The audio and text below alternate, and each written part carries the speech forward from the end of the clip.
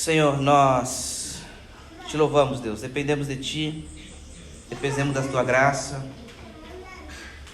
dependemos do Senhor conduzindo os nossos corações, a nossa mente, Senhor. Há uma agitação natural em nossos corações quanto aos afazeres, às necessidades, quanto ao almoço, à logística.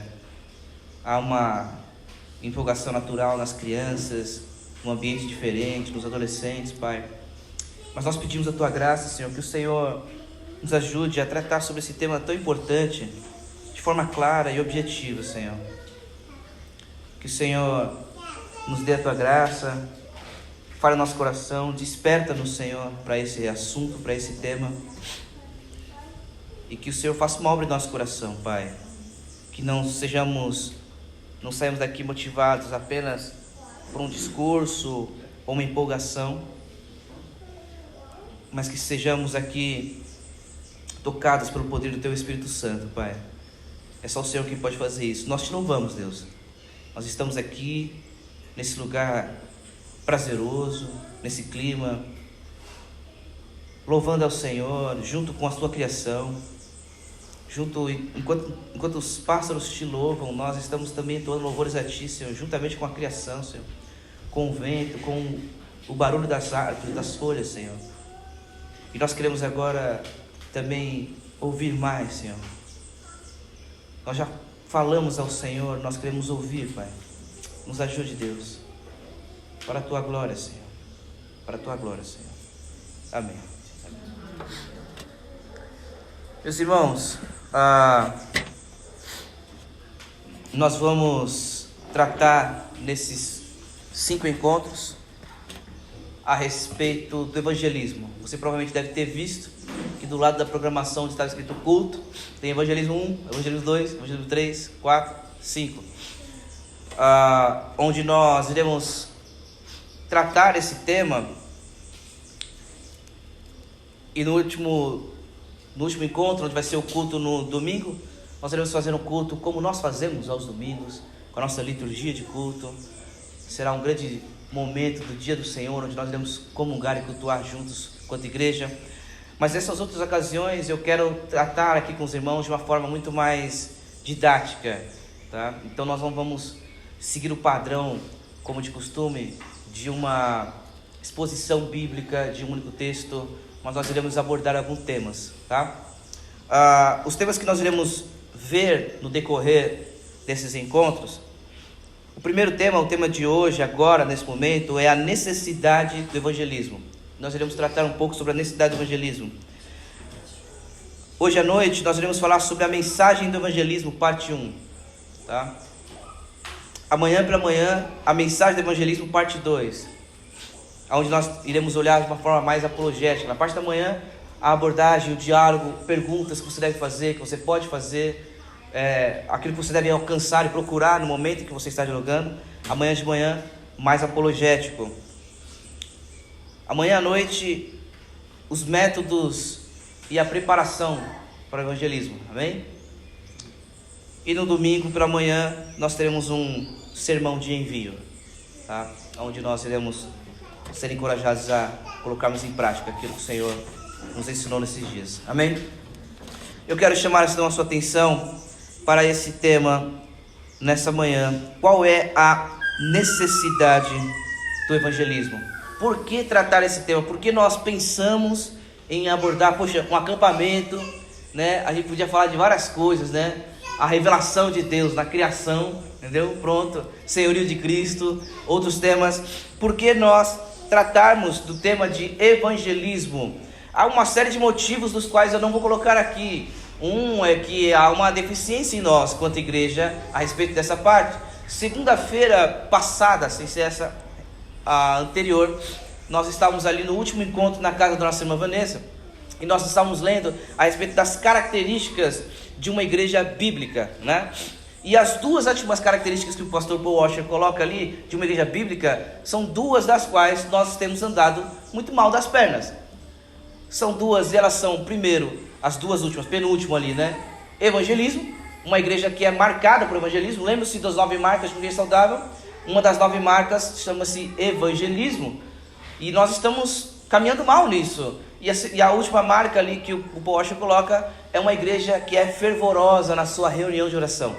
Então, essas duas áreas, talvez, quem sabe, se até o ano que vem, no próximo acampamento, não tivermos ainda sido corrigidos pelo Senhor a respeito da necessidade de nos reunirmos em oração, talvez esse seja o tema, uma lacuna precisa ser corrigida no ano que vem. Mas eu oro para que até lá isso já seja resolvido em nome de Jesus. Mas por hora, irmãos, o que nós temos que pensar a respeito da necessidade de evangelismo, como já disse, há vários motivos. Nós estamos mal, nós não sabemos, uma série de outras coisas, mas eu quero chamar a sua atenção a respeito de 4 pontos, 4 motivos que eu quero trazer rapidamente para os irmãos a respeito da necessidade de evangelismo. E o primeiro que eu quero chamar a sua atenção a respeito da necessidade de evangelismo é os dados assustadores de incredulidade, de adoração pagã, de adoração que tem sido negada ao nosso Deus.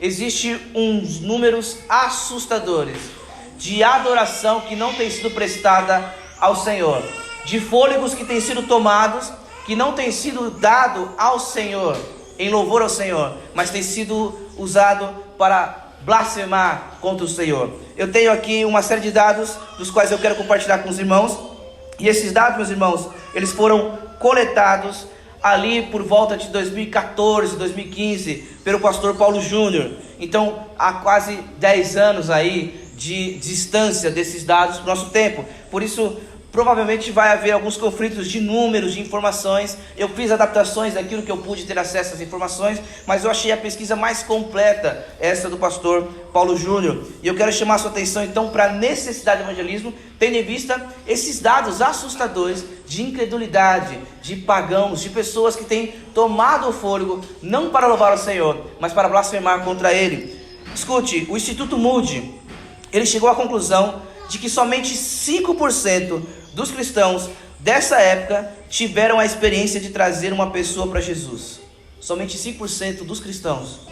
Ou seja, 95% dos cristãos nunca ganharam uma alma para Jesus. 95%. Existem 2 bilhões e 400 milhões de pessoas, 2 bilhões e 400 milhões de pessoas em todo o globo que nunca ouviram o Evangelho. São 2 milhões de pessoas e 400 milhões de pessoas que nunca ouviram o Evangelho. Somente na Índia existem 360 milhões de deuses. No Japão, a nação praticamente inteira, há 10 anos atrás, ainda estava prostrada em adoração a Buda.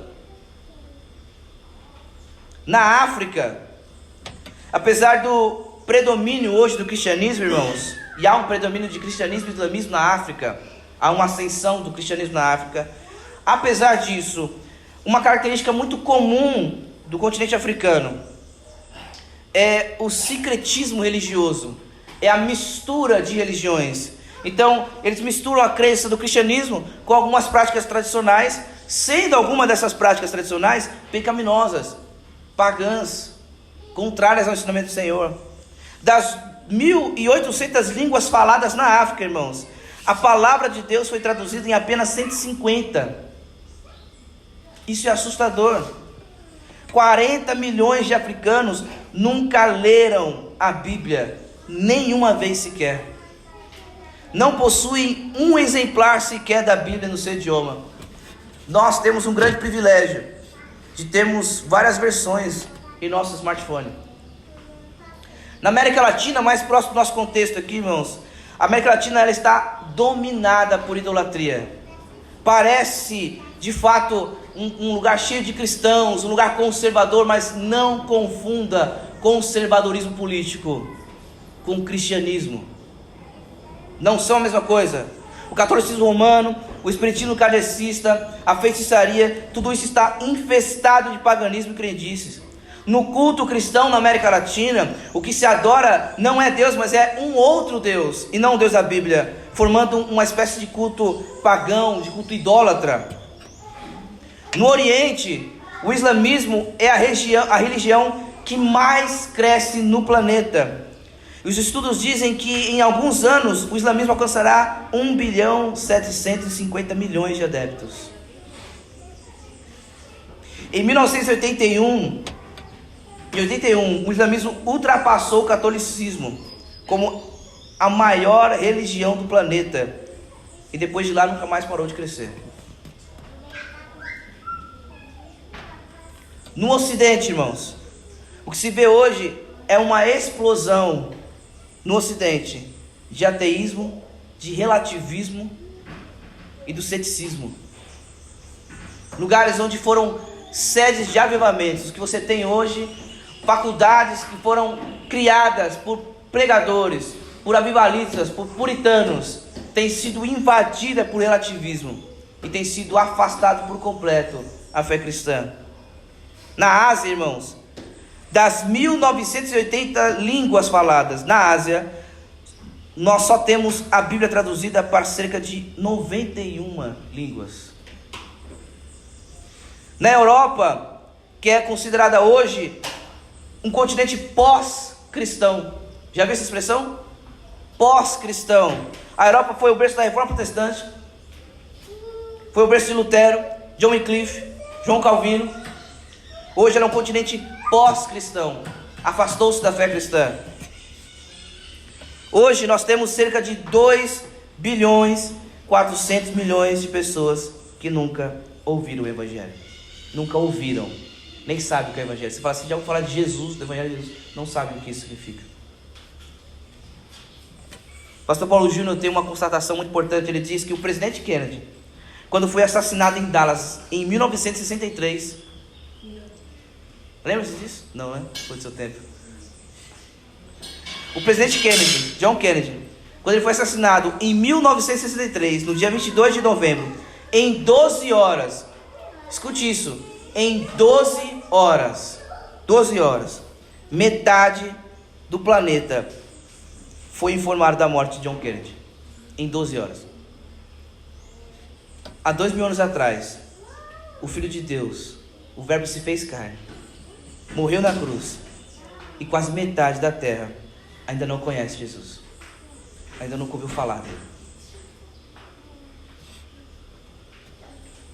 Olha essa balança com outras religiões. Preste atenção nessa balança. Entre o cristianismo, por exemplo, e o islamismo.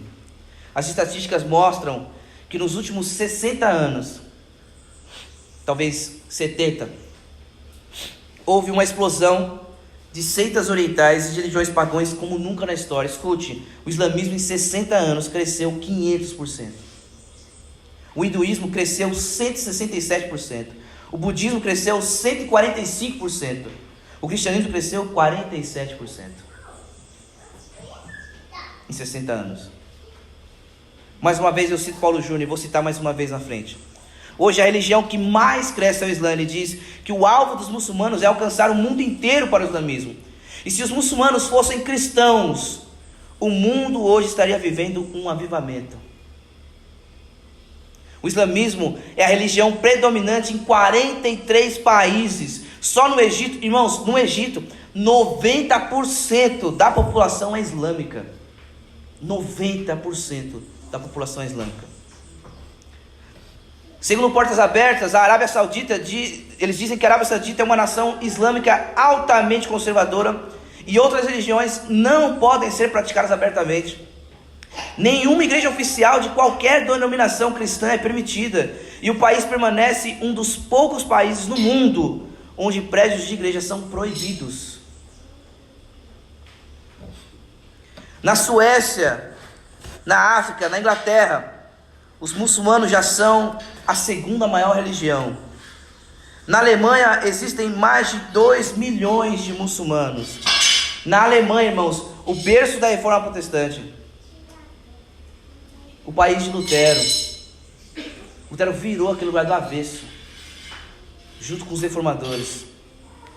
Nesse lugar, irmãos, os muçulmanos estão invadindo. São quase 2 milhões. Nas Ilhas Britânicas existem mais de 1 milhão de muçulmanos, mais de 1.200 mesquitas e 5.000 escolas muçulmanas. Só nas Ilhas Britânicas, 5.000 escolas muçulmanas. E os crentes que existem nas igrejas britânicas, na Inglaterra, aliás, só 4% frequentam cultos. O cristianismo é uma piada naquela região.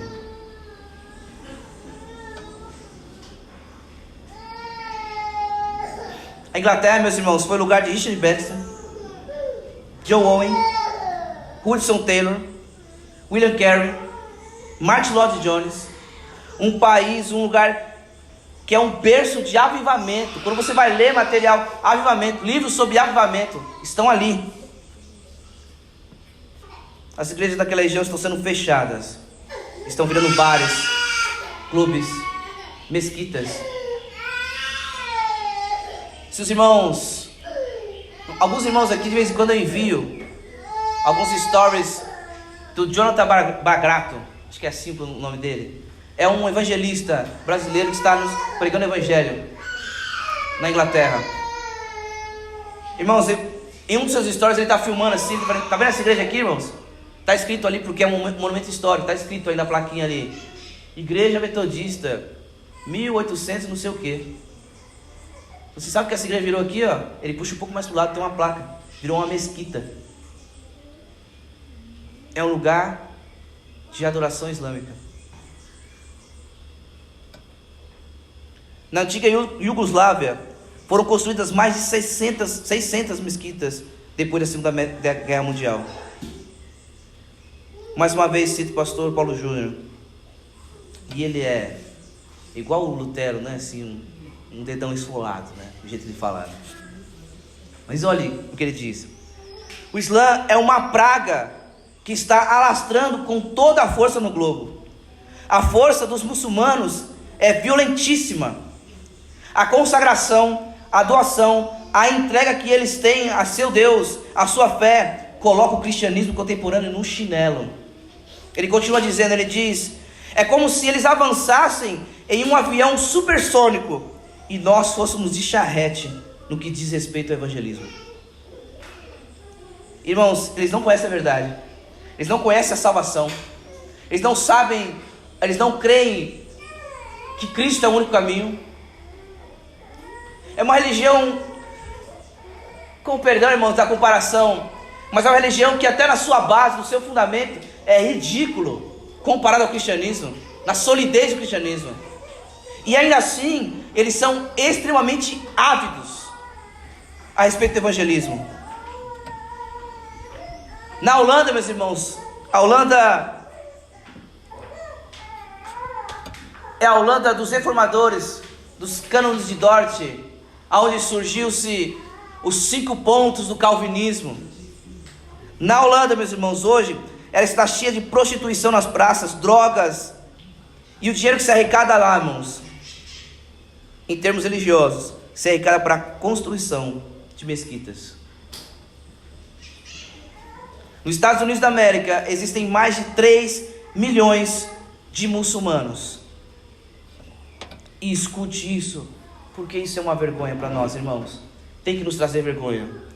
O islamismo hoje investe só na América. O islamismo hoje investe recursos, dinheiro, só na América, mais do que toda a igreja cristã investe em missões no mundo inteiro. Os homens desenvolvem o seu trabalho, prosperam financeiramente, crescem em família, crescem em prosperidade e usam os seus recursos, a sua riqueza, para investir em missões islâmicas. E o valor que eles colocam na América é maior do que todo o cristianismo investe em todo o mundo em missões. Alguém disse, eu não sei quem, mas alguém disse que o americano gasta mais com goma de mascar, com chiclete, do que com missões. Observe uma outra religião, os Testemunhas de Jeová. Fui visitado sábado passado por uns Testemunhas de Jeová. Orem por mim. Sábado que vem eles vão lá em casa. E a gente vai conversar sobre a divindade de Cristo. Falei, irmão, eu disse a ele, Eu agradeço a sua educação, o seu respeito. Você veio aqui e você disse que está preocupado com a felicidade da minha família. E se eu estou errado, porque eu ensino a minha família a adorar a Jesus, a servir a Jesus. E se eu estou errado, eu estou ensinando a minha família a blasfêmia. E nós estamos correndo um grande perigo. Mas se eu estou certo, se Jesus é Deus e deve ser adorado, e vocês estão errados, então tem duas famílias que correm grande perigo aqui, que é a de vocês. A gente precisa resolver isso. Sábado que vem a gente vem. Sábado que vem eu vou estar ocupado. Uma galera, gente boa. No outro sábado vocês voltam. Orem por mim. Amém. Sábado, Jesus Cristo, o Senhor, será pregado naquela casa, se o Senhor assim permitir. Mas a testemunha de Jeová, meus irmãos, eles negam a divindade de Cristo. Eles negam a divindade do Espírito Santo. Se você pegar a Bíblia do Testemunho de Jeová, João 1:1, vai estar escrito assim: no princípio era o Verbo, e o Verbo era Deus. Aliás, o Verbo estava com Deus, e o Verbo era Deus. Esse segundo Deus é um Deus minúsculo. Eles vão dizer assim: não, Jesus, ele é assim, ele governa, ele recebe autoridade, mas ele não é Deus. E se Jesus não é Deus, não deve ser adorado. Ou seja, é uma seita, irmãos. Essa seita, Testemunho de Jeová, possui a maior gráfica e o maior equipamento e mais sofisticado de pressão religiosa do mundo. Deixa eu dizer algo aqui, irmãos. Nós temos uma falsa piedade, que parece que as coisas de crente, nós fazemos tanto uma dicotomia a respeito do senhorio de Cristo, que parece que as coisas porque é de crente, porque é do mundo, tem que ser o pior som, tem que ser a pior estrutura, o lugar mais feio, e isso trajado de piedade. A melhor gráfica, a mais sofisticada gráfica para produzir material é de uma seita. Nós devíamos ter a melhor gráfica, porque nós temos os melhores autores. Você já leu alguma coisa? É vergonhoso a qualidade de estudo, assim. É ridículo. Mas eles investem nisso. Mas nós achamos um absurdo uma igreja pregar um jovem que tem habilidades, ou como fizeram há um tempo atrás com o pastor Augusto Nicodemos, um homem que o Senhor deu talentos intelectuais, chamá-lo para ser um pastor auxiliar, pagaram um salário para ele, não para que ele faça visitas e aconselhamentos, mas para que ele gaste a maior parte do seu tempo produzindo material teológico na igreja, para os crentes. Nós achamos isso horrível. Nós temos que investir, irmãos. Nenhuma outra religião publica livros, revistas, notas, artigos e jornais em todo o mundo como as Testemunhas de Jeová. Nenhuma outra religião. A revista Despertar e Sentinela já teve bilhões de exemplares publicados desde o seu fundamento. E note, eu fiz essa pergunta para saber como é que era isso nos seus salões da Testemunha de Jeová. Eles se dividem na região que eles estão. Aqui tem um salão da Testemunha de Jeová. Essa região vai cobrir de tanto a tanto CEP, daqui a aqui. E eles têm um mapa lá dentro. E eles dividem entre pessoas. Falam assim: vocês vão visitar essas casas. Todas as casas, todas as pessoas, eles conversam na região que eles estão inseridos. Todos os lugares.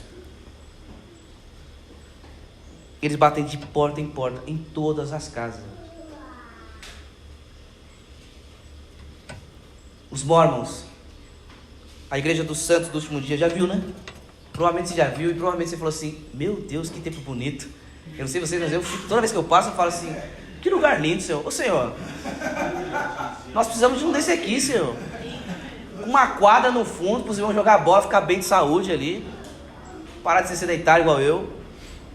Irmãos, os Mormons é a seita mais milionária do mundo. Tem noção disso? Nos últimos 6 anos, os Mormons cresceram 460%. Você vê, os templos são bem construídos, são belos, porque é a seita mais milionária do mundo, cara. Vamos para o Brasil. O que mais tem crescido no Brasil, meus irmãos, são as seitas orientais. está vendo aí nos últimos 30 anos uma explosão de espiritualidade sem Cristo. Você tem, sei lá, eu nem vou ficar falando dos nomes aqui, porque são tantas coisas malucas. Sheichunoye, igreja da terra Deus Mãe, sabe? Budismo. Estima-se que no Brasil ainda existem 123 milhões de católicos romanos. 123 milhões de católicos romanos. E deixe-me fazer uma observação aqui muito importante, irmãos. Católico romano não é irmão em Cristo. Não é irmão em Cristo, irmão. Pelo amor de Deus, uns reformados de meia tigela, que considera católico irmão em Cristo, é reformado, não é, meu Deus do céu? Reformado rompeu com isso. Prega-se uma salvação sinergista. Eu não consigo entender, os reformados batem mais em arminiano do que no católico.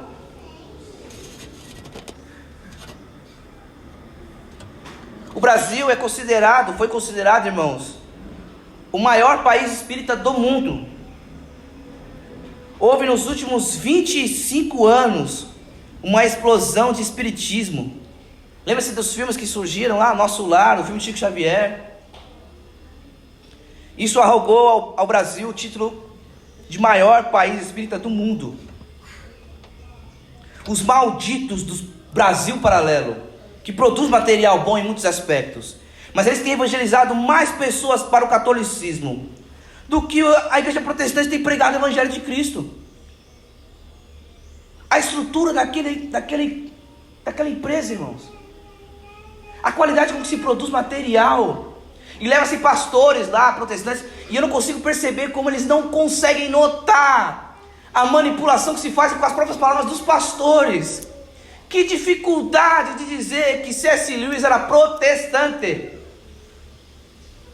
porque o que se faz ali não é só proselitismo a respeito do conservadorismo político, da história conservadora. O que se faz ali, irmãos, é evangelismo. Só não nota quem não quer. Brasil Paralelo é um instrumento evangelístico para o catolicismo romano. Eu não estou dizendo não ouça, absorva, irmão, do melhor que se puder, retenha o que é bom. Mas o Olavo de Carvalho, que é um filósofo que faleceu recentemente, um filósofo católico, é um teórico que dá vergonha. E ele conquistou, ele evangelizou, ele ganhou mais idólatras para o catolicismo do que toda a igreja da cruz junto, do que se bobear muitos evangelistas da nossa igreja.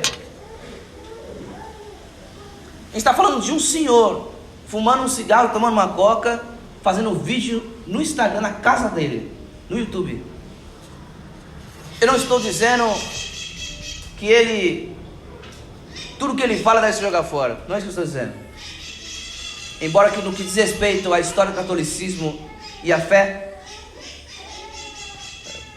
boa parte pode jogar fora mesmo. Há muita desonestidade ali. Meus irmãos, eu sei que é Deus quem converte os corações. Eu sei que é o Senhor quem converte os corações. Nós falamos isso há 3 domingos atrás. É o Senhor quem transforma os corações, e não nós. Mas nós temos que ter certeza, irmãos, de que os números não estão aumentando, porque Deus não tem aberto os olhos e os corações, e não porque nós estamos negligenciando uma tarefa que nos foi dada. Nós temos que ter certeza, a igreja da cruz está nesse número, porque Deus quer nos manter nesse tamanho, mas não porque nós estamos negligenciando uma marca de uma igreja saudável.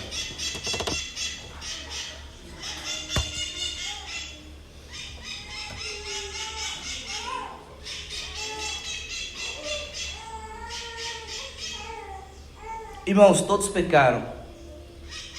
Todos pecaram. E o que acontece com o fato de que todos pecaram? Ezequiel 18:4 diz que eis que todas as pessoas são minhas. Assim como a pessoa do Pai, também a pessoa do Filho é minha. a pessoa que pecar, essa morrerá. Você provavelmente conhece que o salário do pecado é a morte. Esses números, irmãos, estão na morte e estão caminhando para a morte eterna. Para a morte eterna. Eu falei desses números na Arábia Saudita, na Alemanha, na Inglaterra, mas esses números podem estar na cidade de Tiradentes, pode estar em Guarulhos. E honestamente eu não sei ainda as ferramentas. Se alguém souber, por favor, me ajude depois. Mas vamos levantar o número de não crentes na parada 15 de novembro, em Guaianazes, em Itaquera, Parque do Carmo. Esse motivo pelo qual nós temos que evangelizar, irmãos. Os números são altos de pessoas que adoram, que estão escravizadas pela idolatria e que não adoram o Senhor. Deixa-me dar o segundo motivo pelo qual nós temos que evangelizar, da necessidade de evangelismo quanto igreja, irmãos. E o segundo motivo é um motivo muito sério. É que o evangelho é o único meio para a salvação. Jesus diz em João 14, ele diz que ele é o caminho, a verdade e a vida. E aí ele diz o seguinte, você pode estar lendo o texto e dizer assim, então tudo bem.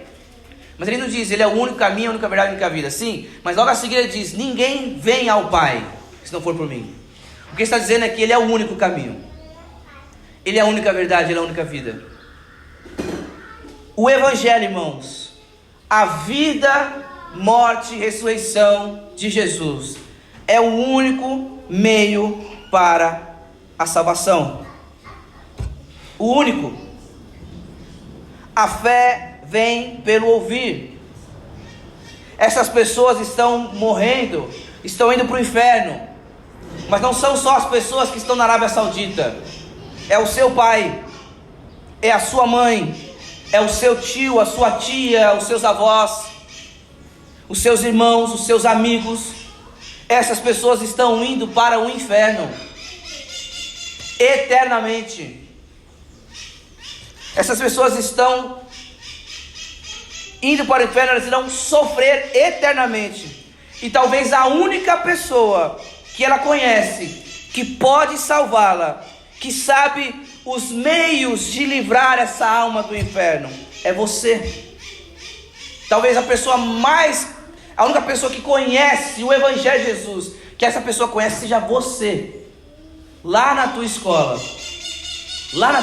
Victor, Arthur, Jorge, Maria, Isabela, lá na tua escola, talvez a única pessoa que conheça o Evangelho, que esteja naquela sala, seja você. Romanos 10:17 diz, e assim a fé vem pelo ouvir e ouvir a palavra de Cristo. O Evangelho é o único meio para a salvação.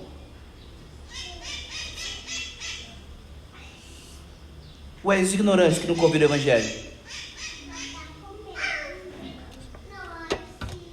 Deus irá salvar os seus eleitos? Vai. Mas como nós já falamos, o fato de Deus determinar que o prego estará naquela madeira, ele não exclui o martelo. Escute o que Deus diz para Ezequiel. Ezequiel 3:18, ele diz, quando eu disser ao ímpio, você certamente morrerá, e você não o avisar, e nada disser para advertir o seu mau caminho, para lhe salvar a vida, esse ímpio morrerá na sua maldade, mas você será responsável pela morte dele.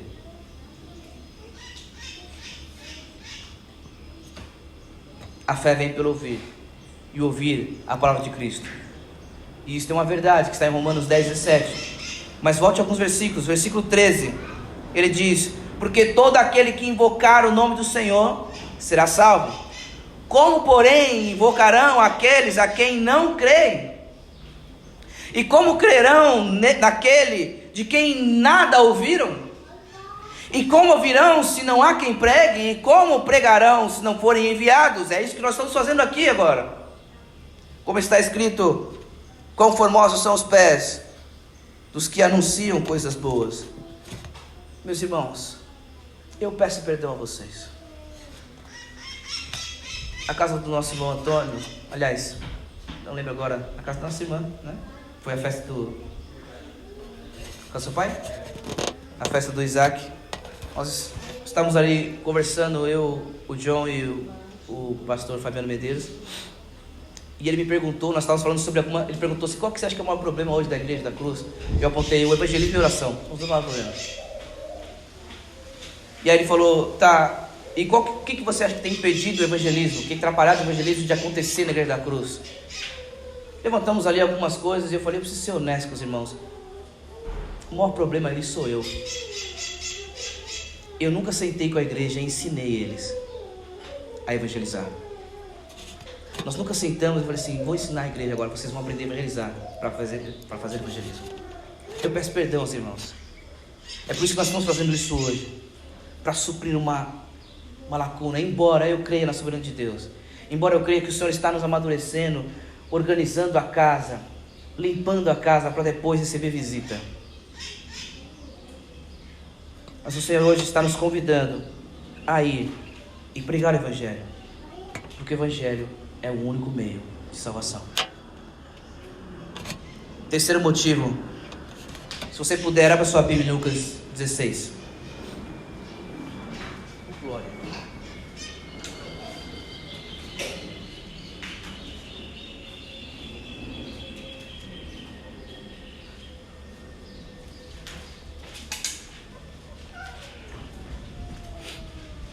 Lucas 16, versículos 19 a 31. Quem puder, leia, por gentileza.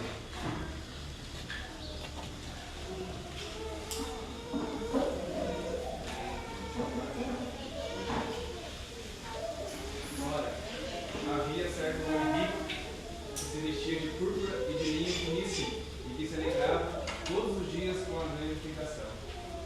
Havia também certo mendigo chamado Lázaro, coberto de feridas, que estava deitado à porta da casa do rico. 16, do 19 ao 31. Ele desejava alimentar-se das migalhas que caíam na mesa do rico, e até os cães vinham lamber as feridas. E aconteceu que o mendigo morreu e foi levado pelos anjos para junto de Abraão. Morreu também o rico e foi sepultado. No inferno, estando em tormentos, o rico levantou os olhos e viu de longe Abraão e Lázaro junto dele. Então, gritando, disse: Pai Abraão, tenha misericórdia de mim e mande que Lázaro molhe a ponta do dedo em água e me refresque a língua, porque estou atormentado neste mundo. Mas Abraão disse: Filho, lembre-se de que você recebeu os seus bens durante a sua vida, enquanto Lázaro só teve males. Agora, porém, ele está consolado aqui, enquanto você está em tormentos. E além de tudo, há um grande abismo entre nós e vocês, de modo que os que querem passar daqui até vocês não podem, nem o de lá passar para cá. Então o rico disse: Pai, eu peço que mande Lázaro à minha casa paterna, porque tenho 5 irmãos, para que eles dêem testemunho, a fim de que não venham também para este lugar de tormento. Abraão respondeu: Eles têm Moisés e os profetas, ouçam-nos. Mas ele insistiu: Não, pai Abraão, se alguém dentre os mortos for até lá, eles irão se arrepender. Abraão, porém, respondeu: Se não ouvem Moisés e os profetas, também não se deixarão convencer, mesmo que insiste alguém dentre os mortos. Amém. Irmãos, Jesus está contando essa parábola do rico e do Lázaro. E ele está contando para avisar a respeito do perigo de amar as riquezas. Amém? Mas há muitas coisas que podem ser ditas nesse texto. Mas deixa eu dizer apenas algumas rapidamente. Primeiro, a respeito desse contexto, é que as riquezas não podem te salvar depois da morte. Segundo, é que a pobreza não é o nosso maior mal, o inferno é. O Lázaro era alguém pobre, mas o maior mal que ele foi livre não foi da pobreza, foi do inferno. Terceiro, os ímpios não crerão, a não ser que o Senhor toque, mesmo que alguém ressuscite dos mortos. Ora, Alguém ressuscitou dos mortos, Jesus Cristo, e ainda assim muitos não creem. Quarto, a pregação da palavra é o único meio de conhecerem o Evangelho. Esse é o ponto anterior, porque ele diz que ele já tem os profetas e Moisés. A pregação da palavra, das Escrituras, é o único meio a qual eles podem conhecer o Evangelho. Por isso preguem. Mas o terceiro ponto que eu estou tratando com os irmãos é que depois da morte não há mais o que fazer. Em outras palavras, o que esse texto vai mostrar é que não há segunda chances. Não há segunda chances. Hebreus 9, 27 diz que assim como aos homens está ordenado a morrerem uma só vez, vindo depois disso o juízo. Irmãos, por que nós temos que anunciar o Evangelho? Por que nós temos que evangelizar? Por que nós temos que despertar, sair da nossa inércia a respeito do evangelismo? Há um grande número de pessoas que não têm adorado ao nosso Deus, mas têm sido escravizados pela idolatria. Segundo, o Evangelho é o único meio de salvação, por isso nós temos que anunciar o Evangelho. Terceiro, depois da morte, não haverá mais nada a fazer. Não haverá mais nada a fazer. Quarto motivo pelo qual nós temos que anunciar o Evangelho. Alguém sabe onde está a grande comissão? A grande comissão? Mateus 28. Amém? Mateus 28, versículo 18 até o versículo 20. Se alguém puder ler em voz alta, por gentileza.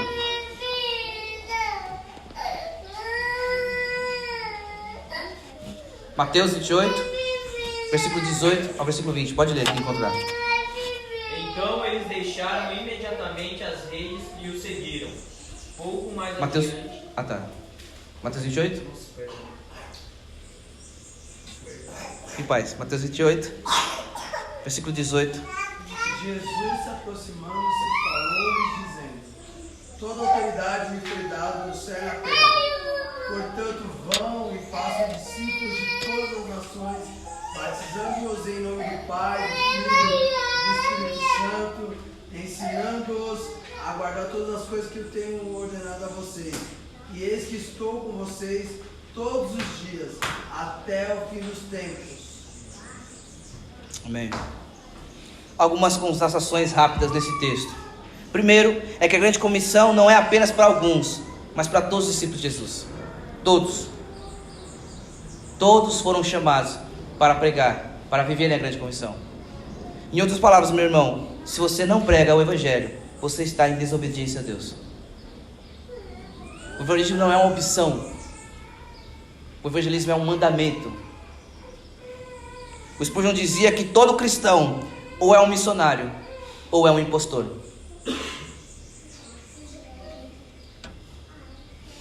Outra coisa que eu quero chamar a sua atenção nesse texto. O texto diz: eis que estou com vocês todos os dias. E ele diz isso no contexto de mandar-nos ir e pregar o Evangelho. O que isso quer dizer, meus irmãos? É que o evangelismo pode ser feito todos os dias. Não precisa de um calendário. Você não precisa que nós façamos uma reunião sábado que vem às 15 horas, aí terá evangelismo. Não. Você pode fazer evangelismo todos os dias. Lá no teu trabalho, com seus amigos, visitando seus parentes, com seus amigos, nas suas redes sociais, na fila do pão. E note, ele continua dizendo: estou com vocês todos os dias até a consumação dos séculos. Em outras palavras, o evangelismo precisará ser feito até a consumação dos séculos. Por isso ele está conosco até a consumação dos séculos, para que vocês vão até a consumação dos séculos e preguem o Evangelho. Quarto motivo, então, meus irmãos, que nós temos que evangelizar, é que é isso que Deus quer de nós. É um mandamento, é uma ordem do Senhor. Talvez você diga assim: pá, mas eu não tenho o dom do evangelismo. Tem os ministérios lá de Efésios 4. Não, mas Deus, um para apóstolos, pastores e mestres, evangelistas. Então, tem um evangelista, tem alguém que foi chamado para isso. Sim, nem todos têm o dom de evangelismo, assim como nem todos têm o dom de hospitalidade, mas todos devem ser hospitaleiros. Ser hospitaleiro é um mandamento, embora alguns tenham mais facilidades e façam isso melhor do que outros. Talvez nem todos sejam chamados com o dom do evangelismo, mas todos são chamados para evangelizar. Claro, cada um usando o dom que Deus deu. Eu não sei pronunciar o nome do ministério de missões do Paul Washer. Alguma coisa cry. Coração cry. Heart cry, sei lá. Mas ele diz que há duas maneiras de você atuar nas missões. Há duas maneiras de, quanto missões, ir-se até lá dentro do poço e buscar os perdidos. Uma é você descer até lá, através de uma corda, e puxá-los até cima. Outra é você ficar aqui em cima segurando a corda. O Senhor te deu dons, e os dons que Ele te deu podem e devem ser usados para evangelizar. Talvez seja a hospitalidade, esse é o seu dom. E esse é o dom que Deus te deu para que você evangelize. Receba pessoas em casa, chame teu vizinho para tomar um café, converse com ele, evangelize-o. Cada um no dom que o Senhor te deu. Fui quarta-feira passada lá no Formaggio, e eles estavam trabalhando. Esse é o dom que Deus deu para Dai e para Alexandre, é trabalhar com a estética do ser humano. Esse é um dom que Deus deu. Não pense que isso é natural. Esse dom foi Deus quem deu. Use-o, trabalhe e trabalhe a estética como se a estética, de fato, como ela é, pertence ao Senhor. Mas entenda que os dons que Deus nos deu são para que nós evangelizemos. Por isso eu quero encerrar, meus irmãos, fazendo esse convite. Vamos evangelizar. Amém. Vamos começar isso em nome de Jesus. Vamos iniciar isso de alguma maneira. Cada um ao seu contexto. Nós iremos falar também sobre estarmos juntos, fazendo isso em conjunto. Mas eu quero fazer um último ponto aqui. Uma revisão. Nós temos que evangelizar por vários motivos, mas apresentados aqui. Porque há um grande número de idólatras que estão perecendo. Segundo, porque o Evangelho é o único meio para a salvação e nós temos essa mensagem do Evangelho. Terceiro, porque depois da morte não há outra chance. Quarto, porque esse é um mandamento dado por Deus e nós temos que obedecê-lo. Daqui a 2 ou 3 domingos, nós iremos falar sobre o principal ponto, o principal motivo de nós evangelizarmos. Mas só daqui 2, 3 domingos. Por enquanto, o que você precisa é desse. Deixe-me então fazer um convite aos irmãos. Abra sua Bíblia em Colossenses e eu encerro nesse texto.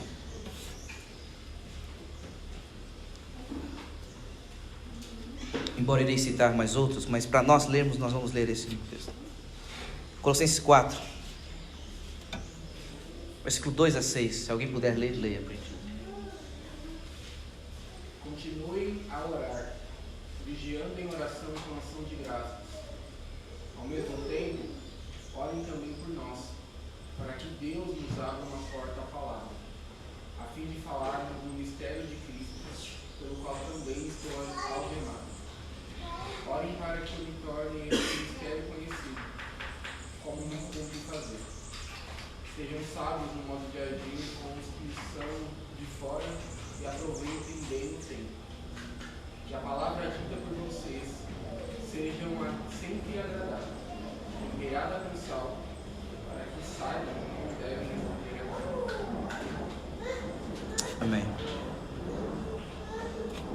Em outras palavras, meus irmãos, não existe evangelismo sem oração.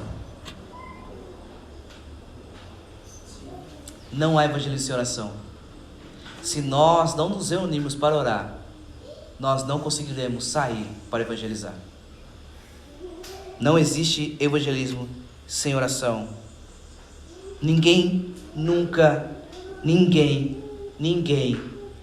ganhou uma alma sem oração e sem clamor a Deus. John Knox orava: dá-me a Escócia ou eu morro. E lembro-me que John Knox foi aquele homem do qual a rainha sanguinária disse: eu temo mais as orações de John Knox do que os exércitos da Inglaterra. A oração dele era: dá-me a Escócia ou eu morro. Observe Jesus, que na falta de evangelismo, na falta de pregação, na falta de pessoas para anunciarem o evangelho de Jesus nos ordena a começar a lidar com o problema da falta de evangelismo, orando para que Deus envie mais trabalhadores. Começa-se com oração. O Spurgeon disse uma vez que quando Deus deseja fazer uma grande obra, Ele primeiro coloca o seu povo para orar. Pedro, meus irmãos, em Atos 2, ele pregou a mensagem do Evangelho em Jerusalém. 3.000 almas foram convertidas em um dia. Mas antes de Pedro pregar o Evangelho em Atos 2, o capítulo anterior nos mostra que os discípulos tinham orado por 10 dias. Eles estavam orando por 10 dias. Alguém disse: hoje nós oramos por 10 minutos, pregamos por 10 dias e apenas 3 se convertem. Se convertem.